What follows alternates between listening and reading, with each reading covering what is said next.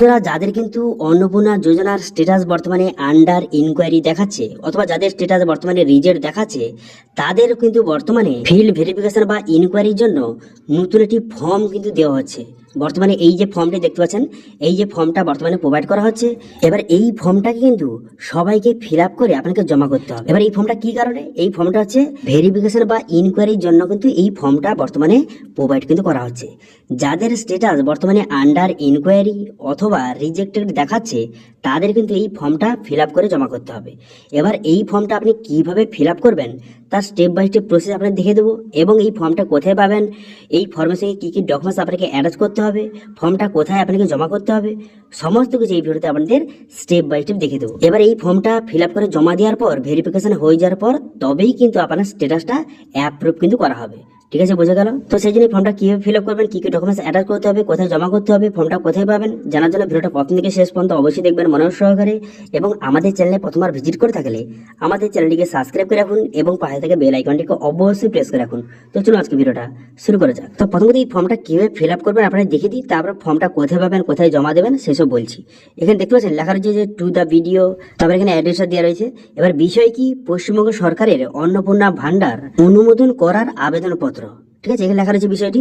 এবার এখানে কি বলা হয়েছে যে মহাশয়, আমার বিনীত নিবেদন এই যে আমি, তারপরে এখানে কিন্তু আপনার নামটা কিন্তু লিখবেন। ঠিক আছে, এই যে ফর্মে সঠিকভাবে কিন্তু আপনি ইংলিশে ফিল আপ করবেন, সবগুলো ইংলিশে বড় হাতের অক্ষরে কিন্তু সমস্ত ডিটেলসটা আপনাকে ফিল আপ কিন্তু করতে হবে। এবং এই ফর্মের সঙ্গে কি কি ডকুমেন্টস অ্যাটাচ করতে হবে আপনাকে জানিয়ে দেবো। এবার যে লেখা রয়েছে যে আমি, এখানে কিন্তু যে এখানে নামটা লিখে দেবেন। কার নাম লিখবেন, আপনার পরিবারের যে অন্নপূর্ণা যোজনার জন্য আবেদন করছে তার নামটা লিখে দেবেন। এবং এখানে স্বামী, তার স্বামী যদি থেকে থাকে সেক্ষেত্রে স্বামীর নামটা এখানে সঠিকভাবে লিখে দেবেন। ঠিক আছে, পিতাটা কেটে দেবেন এবং স্বামীতে ঠিক চিহ্ন মারবেন, মেরে দেওয়ার পর তার স্বামীর নামটা কিন্তু বসিয়ে দেবেন। ঠিক আছে, বসিয়ে দেওয়ার পর তারপর আপনি কি করবেন, গ্রামের নামটা লিখে দেবেন। লিখে দেওয়ার পর তারপর আপনি কি করবেন, তারপর কিন্তু এখানে বলা হয়েছে যে পোস্ট অফিস, এখানে পোস্ট অফিসের নামটা সঠিকভাবে কিন্তু লিখবেন। তারপর পোস্ট অফিস, এখানে পোস্ট অফিসের নামটা লিখে দেবেন। লিখে দেওয়ার পর তারপর আপনি কি করবেন, এখানে গ্রাম পঞ্চায়েত, এখানে গ্রাম পঞ্চায়েতের নামটা সঠিকভাবে লিখে দেবেন। এরপর আপনি কি করবেন, এরপর থানা, এখানে থানার নামটা সঠিকভাবে লিখে দেবেন। তারপর এখানে জেলার নামটা লেখা রয়েছে, এটা আমাদের জেলার নাম লেখা রয়েছে। এবার এখানে কিন্তু আপনাদের জেলার নাম লেখা থাকবে যে অধিবাসী আমি।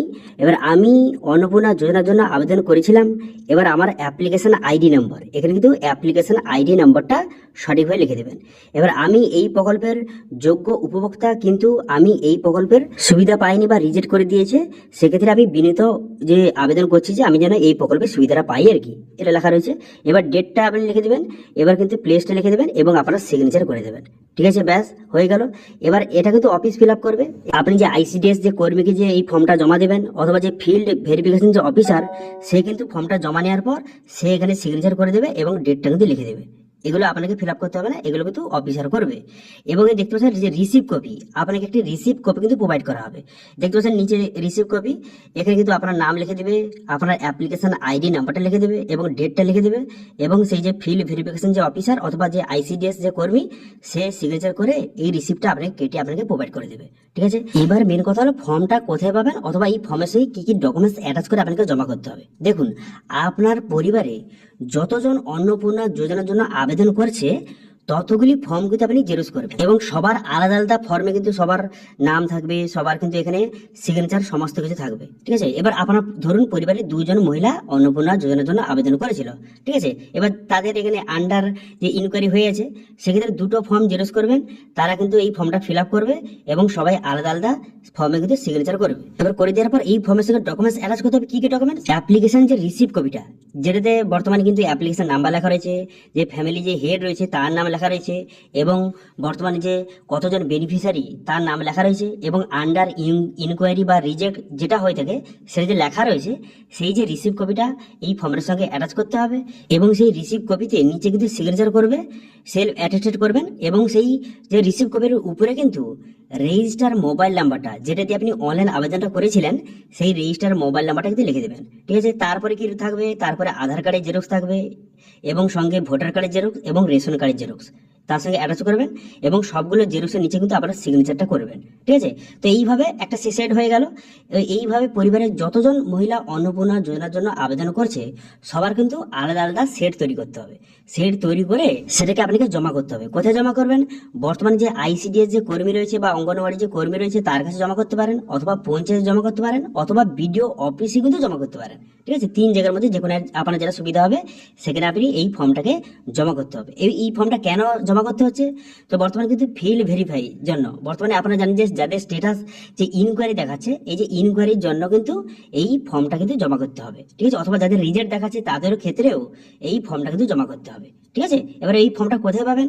বর্তমানে এই যে অঙ্গনওয়াড়ি বা আইসিডিএস যে কর্মী রয়েছে তাদের কাছ থেকে পেয়ে যেতে পারেন, অথবা পঞ্চায়েত থেকে অথবা বিডিও অফিস থেকে এই ফর্মটা কিন্তু প্রোভাইড করা হচ্ছে। আমাদের এখানে কিন্তু বিডিও অফিস থেকে এই ফর্মটা প্রোভাইড করা হয়েছে। এবার কিন্তু প্রতিটা জেলায় কিন্তু ফর্মটা একটু আলাদা আলাদা হবে। ঠিক আছে, এই জেলা বর্তমানে আমাদের দক্ষিণ 24 পরগনা জেলা এই ফর্মটা, এবার আরো অন্যান্য যে জেলায় আলাদা আলাদা ফর্ম কিন্তু হতে পারে। ঠিক আছে, তো সেক্ষেত্রে আপনার বিডিও অফিস অথবা অঙ্গনওয়াড়ি অথবা আইসিডিএস কর্মীর কাছে গিয়ে অথবা পঞ্চায়েতে গিয়ে এই ফর্মটা কালেক্ট করে ফর্মটা ফিল আপ করে যত তাড়াতাড়ি সম্ভব আপনি কিন্তু জমা করুন।